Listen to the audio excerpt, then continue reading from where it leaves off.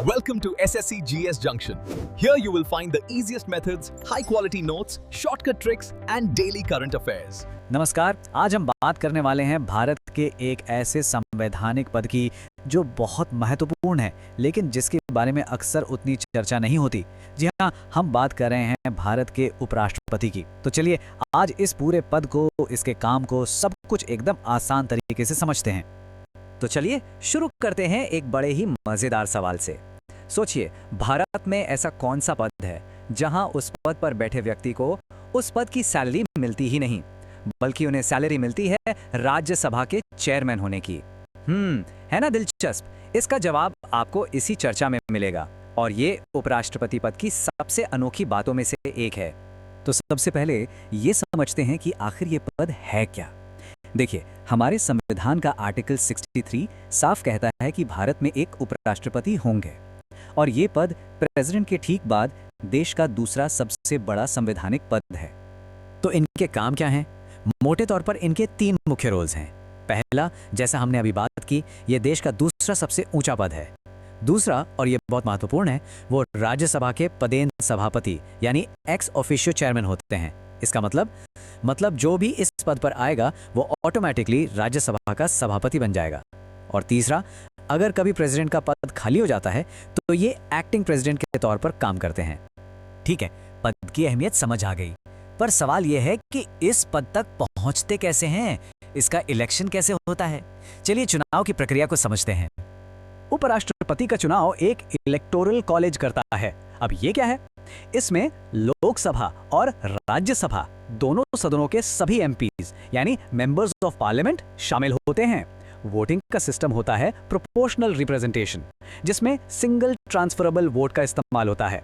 आसान भाषा में कहें तो वोटर्स कैंडिडेट्स को अपनी पसंद के हिसाब से रैंक करते हैं 1, 2, 3, और ये पूरी प्रक्रिया सीक्रेट बैलेट यानी गुप्त मतदान से होती है। यहाँ पर प्रेसिडेंट और वाइस प्रेसिडेंट के चुनाव में एक बहुत बड़ा फर्क है जिसे याद रखना जरूरी है।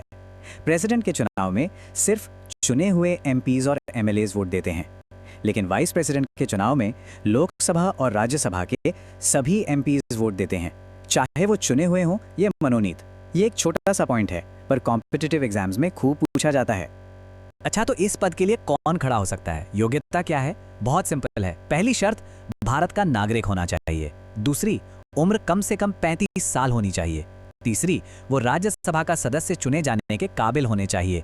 और चौथी, वो किसी भी ऑफिस ऑफ प्रॉफिट यानी लाभ के पद पर नहीं होने चाहिए। अब आते हैं मुख्य बात पर। वाइस प्रेसिडेंट असल में करते क्या हैं? इनके काम को समझने का सबसे अच्छा तरीका है टू हैट्स एनालॉजी। मतलब ये समझिए कि वो एक साथ 2 टोपियां पहनते हैं, दोहरी भूमिका निभाते हैं। ये 2 हैट्स या 2 जिम्मेदारियां कौन सी हैं? एक है राज्यसभा के चेयरमैन की और दूसरी है कार्यवाहक राष्ट्रपति की। चलिए दोनों को एक एक करके समझते हैं। पहली टोपी और उनका मुख्य रोल है राज्यसभा के पदेन सभापति का। मतलब उनका मेन काम ही यही है। वो सदन की कार्यवाही को चलाते हैं, अनुशासन बनाए रखते हैं, और अगर कभी किसी बिल पर वोटिंग टाई हो जाए तो वो अपना निर्णायक वोट डालते हैं। अब आती है दूसरी टोपी, जो वो हमेशा नहीं पहनते बल्कि जरूरत पड़ने पर पहनते हैं। ये है एक्टिंग प्रेसिडेंट की भूमिका। अगर प्रेसिडेंट का पद उनकी मृत्यु, इस्तीफे या पद से हटाए जाने की वजह से खाली हो जाता है तो उस स्थिति में वाइस प्रेसिडेंट प्रेसिडेंट के सारे काम संभालते हैं। लेकिन यहाँ एक बहुत जरूरी बात है, उपराष्ट्रपति सिर्फ और सिर्फ 6 महीने के लिए ही कार्यवाहक राष्ट्रपति बन सकते हैं। ये अधिकतम सीमा है। इन 6 महीनों के अंदर अंदर देश को एक नया राष्ट्रपति चुनना ही होता है। चलिए अब बात करते हैं उनके कार्यकाल की।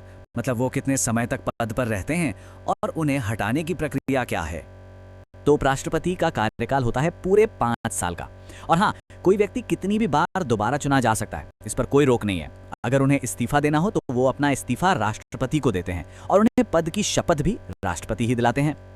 अब इन्हें हटाने का प्रोसेस क्या है? देखिए, राष्ट्रपति के लिए महाभियोग जैसा भारी भरकम प्रोसेस होता है, लेकिन उपराष्ट्रपति के लिए ऐसा नहीं है। इन्हें हटाने का प्रस्ताव सिर्फ और सिर्फ राज्यसभा में ही शुरू हो सकता है। अगर राज्यसभा के उस समय के कुल सदस्यों के बहुमत से ये प्रस्ताव पास हो जाए और लोकसभा बस उस पर अपनी सहमति दे दे तो उपराष्ट्रपति को अपना पद छोड़ना पड़ता है। चलिए अब आते हैं सबसे मजेदार और एग्जाम फेवरेट टॉपिक पर, राष्ट्रपति और उपराष्ट्रपति के बीच आखिर मुख्य अंतर क्या क्या है, इसे ध्यान से समझिएगा। ऑलराइट, तो एक एक करके देखते हैं। पहला, चुनाव। राष्ट्रपति के चुनाव में चुने हुए सांसद और विधायक दोनों होते हैं। उपराष्ट्रपति में सिर्फ सांसद, और वो भी चुने हुए और मनोनीत दोनों। दूसरा, पद। राष्ट्रपति हैं प्रथम नागरिक, उपराष्ट्रपति का पद है दूसरा सर्वोच्च। तीसरा, काम। राष्ट्रपति देश के सांकेतिक प्रमुख हैं, जबकि उपराष्ट्रपति का मुख्य काम राज्यसभा के सभापति का है। चौथा, पद से हटाना। राष्ट्रपति के लिए महाभियोग, उपराष्ट्रपति के लिए राज्यसभा का प्रस्ताव और लोकसभा की सहमति। और पांचवा, वेतन। यही था हमारा शुरुआती सवाल। राष्ट्रपति को राष्ट्रपति होने का वेतन मिलता है, लेकिन उपराष्ट्रपति को राज्यसभा के सभापति होने का।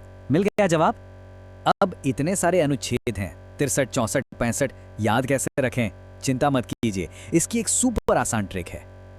आपको बस ये एक छोटी सी लाइन याद रखनी है: पद, सभापति, कार्यभार, चुनाव, कार्यकाल, रिक्ति, शपथ, कार्य, विवाद। बस इतना ही।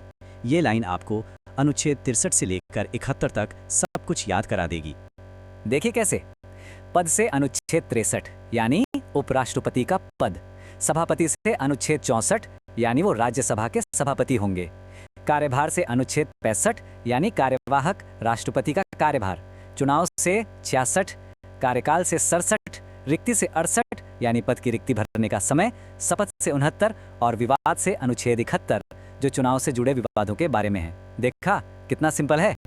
तो अब जब हम उपराष्ट्रपति की भूमिका को इतनी गहराई से समझ चुके हैं, तो एक सवाल सोचने वाला है कि भारत के पावर स्ट्रक्चर में राष्ट्रपति, प्रधानमंत्री और भारत के मुख्य न्यायाधीश के बीच उपराष्ट्रपति का पद असल में कहां खड़ा होता है।